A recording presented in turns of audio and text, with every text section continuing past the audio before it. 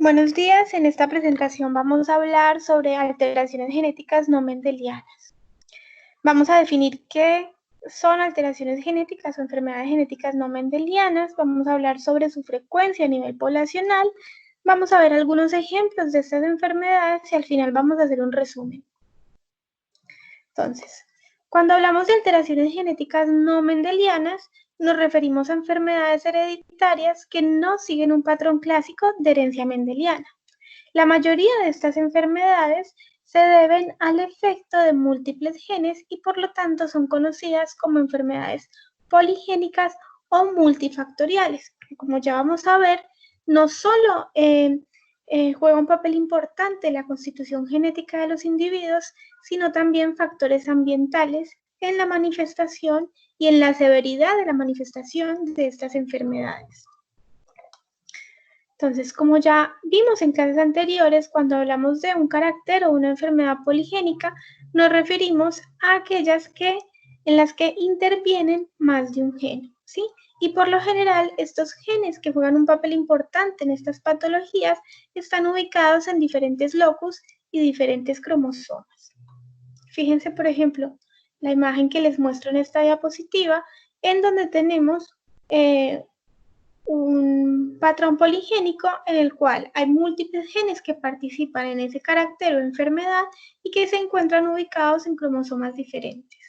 Una característica de este tipo de enfermedad es que la participación de estos genes tiene un efecto o tiene una acción aditiva, es decir, no todos aportan en la misma proporción para la manifestación de una enfermedad. Es posible que algunos alelos de algunos genes tengan un aporte mayor que otros en la manifestación de esa patología. Es por esto que muchas de las patologías poligénicas o multifactoriales tienen una expresividad variable entre todos los individuos. Es decir, que no se manifiesta de la misma manera o con la misma severidad en todos los individuos que muestran la enfermedad. Como ya lo hemos dicho en clases anteriores, cuando hablamos de estas enfermedades multifactoriales, sabemos que su frecuencia a nivel poblacional es mucho mayor comparada con las enfermedades mendelianas o monogénicas. Si se fijan en esta tabla, en la última columna, podemos ver, por ejemplo, que las enfermedades multifactoriales tienen una frecuencia a nivel poblacional alta, muchísimo más alta que las enfermedades monogénicas. Fíjense que de aproximadamente de 1000 individuos, 646 individuos van a presentar una enfermedad multifactorial, mientras que las monogénicas de 1000 individuos, aproximadamente solo 20 individuos la van a manifestar. ¿Sí? Es una diferencia muy grande.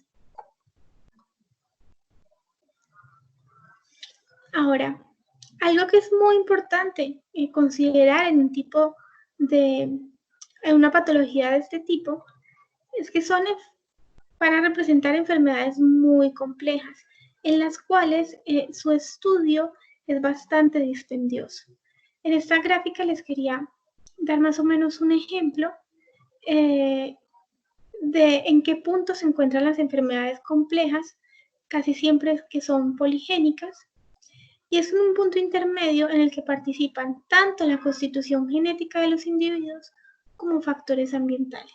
Y vamos a ver que en este rango de enfermedades vamos a encontrar una amplia diversidad. Tenemos las enfermedades monogénicas que por lo general dependen de la constitución genética del individuo. Tenemos algunas enfermedades poligénicas en las cuales la constitución genética de un individuo tiene un aporte importante en la manifestación de esa enfermedad, pero también tiene ciertos factores ambientales que hacen a los individuos más propensos a manifestar la enfermedad. ¿Sí? Tenemos algunas en las cuales el factor ambiental tiene un peso mucho mayor en la manifestación de esa enfermedad, por ejemplo, el cáncer de pulmón asociado al tabaco. Sí, aquí tenemos un factor externo que hace que los individuos manifiesten esa enfermedad y quizás con una severidad mayor que otros. Y tenemos acá una gama también de enfermedades conocidas complejas en las cuales hay hay una participación casi en igual proporción de la constitución genética de los individuos como de los factores ambientales. Por ejemplo, aquí entra lo que es la esquizofrenia, la diabetes y un montón de otras enfermedades complejas de tratar. Entonces, algunas enfermedades multifactoriales y de las que son más comunes en humanos son, como ya les dije, la esquizofrenia, la hipertensión arterial, la diabetes, la artritis, la obesidad y algunos tipos de cáncer. Veamos algunos ejemplos de estas enfermedades. La hipertensión arterial.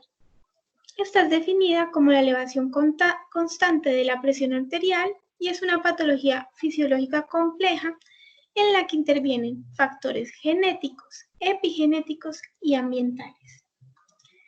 Para esta patología se han identificado unos 150 genes que participan de manera directa o indirecta en esta enfermedad, ¿sí? En la manifestación de esta enfermedad. Se ha visto que estos genes codifican proteínas que influencian en cualquiera de los factores fisiopatológicos determinantes de esta patología, como son contractibilidad miocárdica, volemia y resistencia vascular. Entonces, fíjense que hay una gran diversidad de genes actuando en esta patología. En esta diapositiva les muestro aproximadamente unos 13 genes que han sido identificados con mayor frecuencia en la población hipertensa, ¿sí? Fíjense que no todos están ubicados en los mismos cromosomas. Tenemos genes implicados en el cromosoma 1, 3, 17, 16, 22. Incluso tenemos un gen que ha sido identificado en el cromosoma X sexual.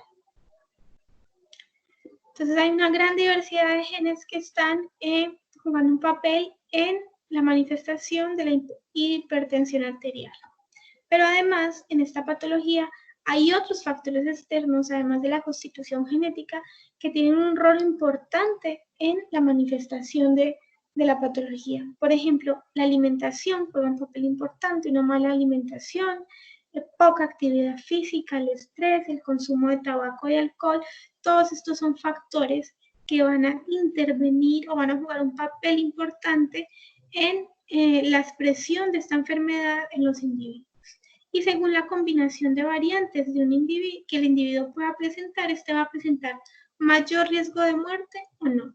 Es decir, es posible que tengamos un individuo que tenga toda la constitución genética para manifestar esta enfermedad, pero como tiene una buena alimentación, hace actividad física, maneja poco estrés y no tiene malos hábitos, su riesgo de muerte va a disminuir significativamente.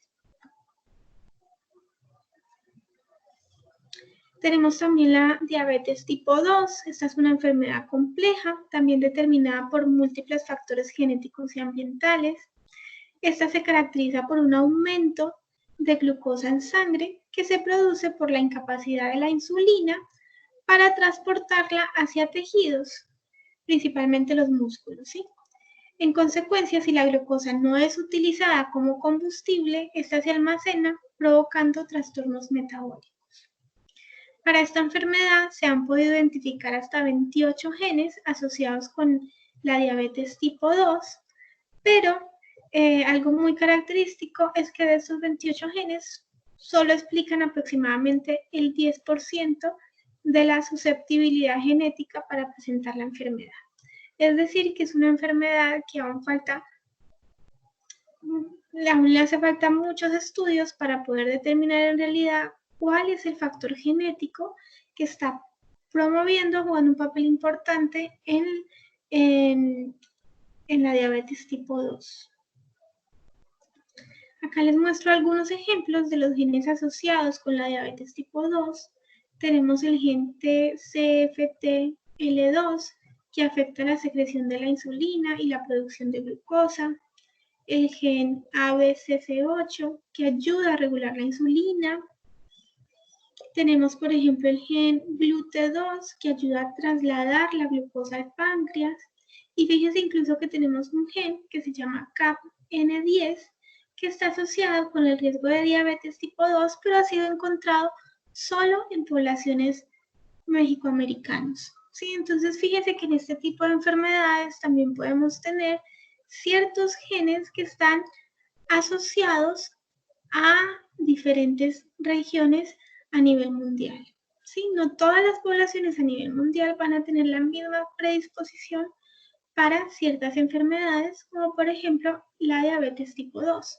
Podemos encontrar poblaciones que tengan mayor predisposición genética porque presentan ciertos genes en comparación con otras poblaciones.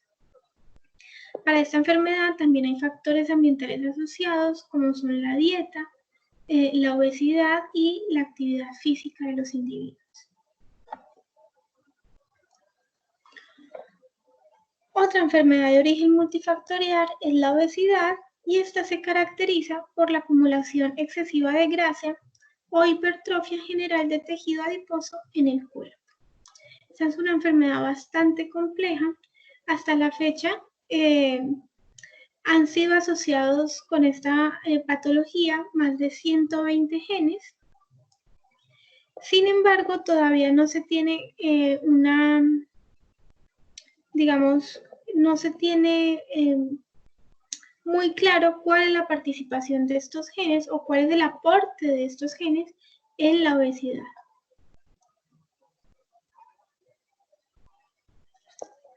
Algunos estudios señalan aproximadamente unos 11 genes que estén relacionados con la parte de comportamiento alimentario. ¿Sí? Y fíjense que al igual que en las otras patologías, esta enfermedad, en esta enfermedad participan genes que están en diferentes cromosomas, cromosoma 7, en el 1, 17, 22. ¿Sí? Entonces hay una gran diversidad de genes y alelos jugando un papel importante en esta enfermedad. Y además también hay factores externos como son la dieta y la actividad física que hacen que los individuos presenten mayor riesgo de padecerla y también en una manifestación más severa que otros.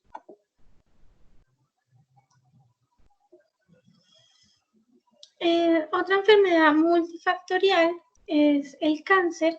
Esta es debida a la combinación de factores ambientales y daños en los genes que hacen que una célula se salte los mecanismos de regulación del crecimiento y división celular y por lo tanto prolifere descontroladamente. En los últimos años, el avance del conocimiento científico ha identificado numerosos genes relacionados con una mayor predisposición de cáncer. Dentro de estos genes se encuentran el BRCA1, el BRCA2, APC y el TP53. Algunos de estos los hemos visto en clase. El gen BRCA1 y el gen BRCA2 son genes que producen proteínas supresores de tumores. Y estas proteínas están relacionadas con la reparación del daño en el ADN. Cuando estos genes se ven alterados, pues su función se va a ver alterada y por lo tanto no se va a dar una correcta reparación del ADN y esto va a generar a que se presente un bajo control en el proceso de división celular de estas células que presenten estos genes alterados. Por eso están tan relacionados con algunos cánceres.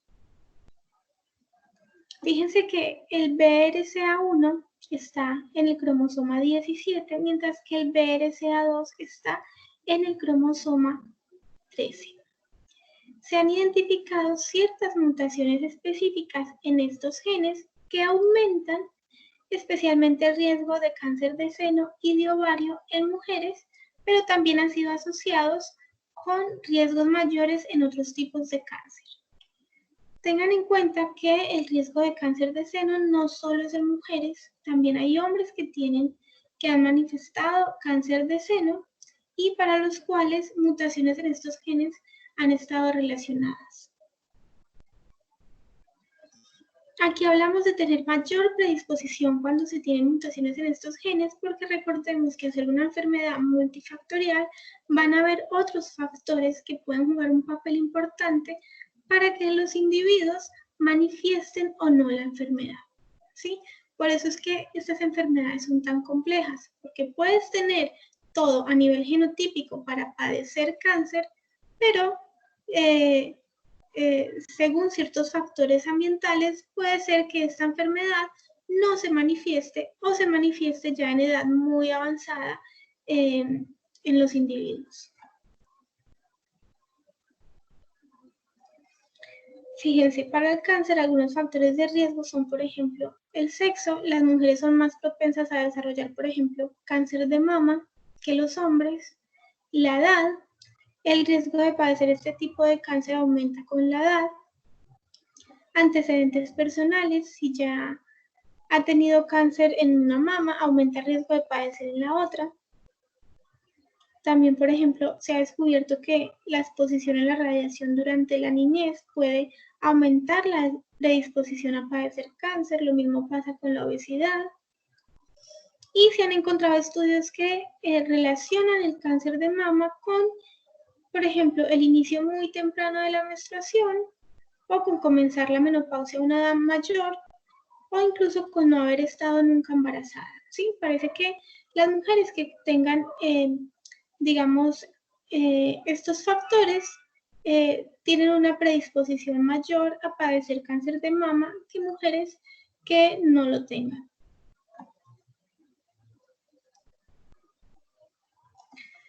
Como resumen, entonces, podemos decir que las alteraciones genéticas no mendelianas no siguen un patrón clásico de herencia mendeliana y, por lo tanto, las podemos encontrar con otros nombres como enfermedades poligénicas o multifactoriales. Este tipo de alteraciones intervienen genes localizados en diferentes locus y en diferentes cromosomas y generalmente de acción débil pero aditiva, es decir, tienen cierto aporte a la manifestación de esa enfermedad. Las alteraciones genéticas multifactoriales son más frecuentes que las alteraciones monogénicas, como ya lo vimos. Y finalmente, en la mayoría de estas patologías hace falta más estudios para poder identificar qué genes participan y el papel de cada uno en la enfermedad.